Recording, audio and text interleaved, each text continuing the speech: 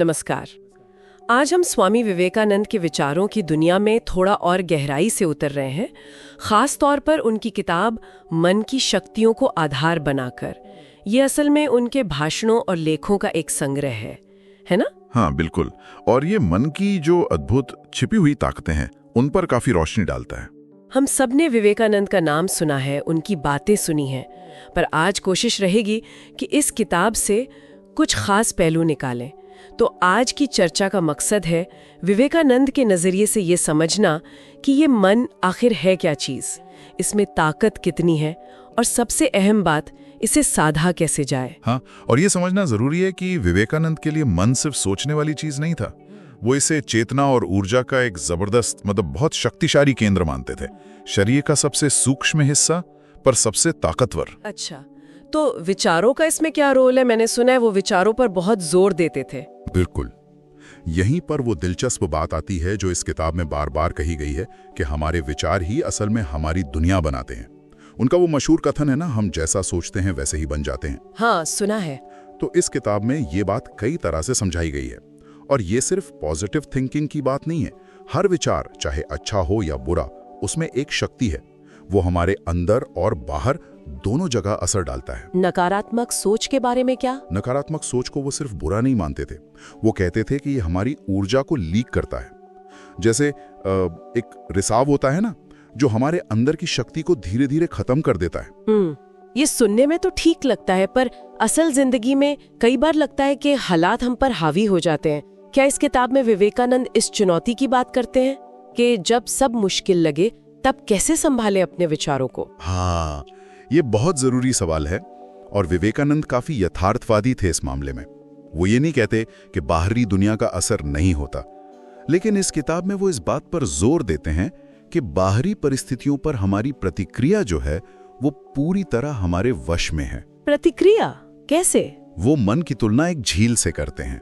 आपने शायद सुना हो। हाँ, झील वाला उदाहरण। हाँ, कि बाहर से पत्थर तो फेंके जाएंगे, लहरें भी उठेंगी, लेकिन झील की जो गहराई है वो शांत रह सकती है।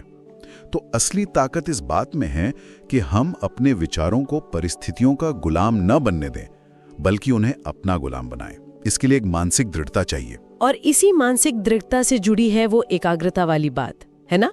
मुझे याद है इस किताब में एकाग्रता पर काफी जोर है। हाँ बिल्कुल, एकाग्रता यानी कॉन्सेंट्रेशन, उसे विवेकानंद लगभग एक जादुई शक्ति जैसा मानते थे। उनका कहना था कि ज्ञान हो या शक्ति, सबका राज एकाग्रता में ही छुपा है। सच में? हाँ, वो यहां तक कहते हैं कि एक पूरी तरह से केंद्रित मन, फुली कॉन्सेंट्रेटेड माइंड, कुछ घंटों में वो सीख सकता है जो एक बिखरा हुआ मन शायद सालों में ना सीख पाए। अरे वाह! इस किताब में एक उदाहरण भी है। जैसे सूरज की किरणें होती ना, फैली हुई, लेकिन जब लेंस एक जगह फोकस करते हैं तो वो आग लगा सकती हैं। हाँ, सही बात है। वैसे ही जब मन की सारी शक्तियां एक चीज पर टिक जाती हैं तो वो असंभव को भी संभव बना सकती हैं। और ये सिर्फ पढ़ाई या काम के लिए नहीं है, खुद को समझने के लिए भी उतना ही जरूरी है। कमाल है। तो ये सिर्फ प्रोडक्टिव होने की बात नहीं हुई, ये तो अपनी पूरी क्षमता को, पोटेंशियल को अनलॉक करने जैसा हुआ। पर इसे हासिल कैसे करें? क्या सिर्फ ध्यान लगाना काफी है? ध्यान एक बहुत जरूरी हिस्सा है, इसमें कोई शक नहीं। लेकिन विवेकानंद मन की शक्तियों में एक ज्यादा बड़ी तस्वीर दिखाते हैं। वो इसे मन को साधने की एक पूरी प्रक्रिया कहते हैं। जैसे एक जंगली घोड़े को साधा जाता है ना, हाँ, बिल्कुल वैसे ही, लगातार अभ्यास से, धैर्य से और सही तकनीक से। इसमें सिर्फ बैठकर ध्यान करना ही नहीं है, बल्कि अपने विचारों पर, अपनी भावनाओं पर, इच्छाओं पर लगातार नजर रखना है, जिसे आत्मनिरीक्षण कहते हैं। अच्छा, सेल्फ ऑब्जर्वेशन। हाँ, और फिर उन्हें सही दिशा देना। वो मन और आत्मा का फर्क भी बहुत अच्छे से समझाते हैं। आत्मा हमारा असली स्वरूप है, शांत, स्थिर, पूर्ण। और मन उसका एक औजार है, एक इंस्ट्रूमेंट। एक औजार। हाँ, और सारी साधना इसी मन रूपी औजार को आत्मा के कंट्रोल में लाने की है, ताकि वो बाहर की दुनिया में भटके नहीं, बल्कि हमारे असली स्वरूप को दिखाए। ये थोड़ा राजयोग जैसा है।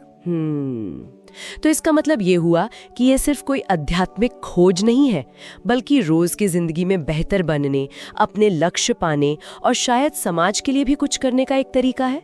किताब में कहीं इशारा भी है कि अपने अंदर की शक्तियों पर यकीन करो। बिल्कुल, विवेकानंद व्यक्तिगत तरक्की और देश की तरक्की को जोड़कर देखते थे।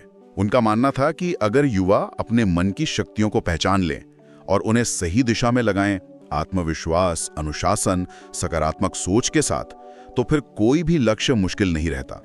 ये शक्तियां सिर्फ पहाड़ों में जाके ध्यान करने के लिए नहीं है, बल्कि जिंदगी के हर मैदान में सफलता पाने के लिए हैं।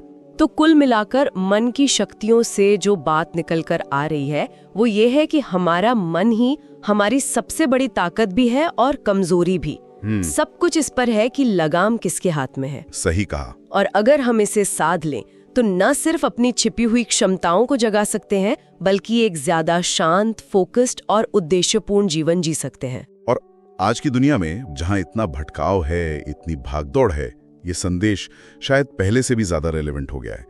मन को काबू में रखना ही शायद अंदरूनी शांति और स्पर्शता की चाबी है। और यहीं पर एक गहरा सवाल उठता है जिस पर हम सबको शायद थोड़ा सोचना चाहिए। विवेकानंद सिखाते हैं कि असली साधना है मन को आत्मा के अधीन लाना। जरा सोचिए, हमारी रोजमर्रा की जिंदगी में, इस आपाधापी में अपने मन को जो अक्सर इच्छाओं, डर, भारी चीजों में उलझा रहता है, अपनी गहरी इच्छाओं से, अपने असली मूल्यों से, या जिसे विवेकानंद आत्मा कहते हैं, उससे जोड़ने का असल मतलब क्या हो सकता है? हम इसे अपनी जिंदगी में कैसे उतार सकते हैं? इस गहरे विचार के साथ आज सुनने के लिए आपका बहुत बहुत शुक्रिया। अगर आप अब तक हमारे साथ जुड़े हुए हैं तो जाहिर है ये बातें आपके लिए मायने रखती हैं। तो इस वीडियो को लाइक जरूर करिए, और अगर आप चाहते हैं कि हर हफ्ते ऐसी ही लाइफ चेंजिंग बातें, गहरी चर्चाएं आप तक पहुंचती रहें, तो सब्सक्राइब करना मत भूलिएगा।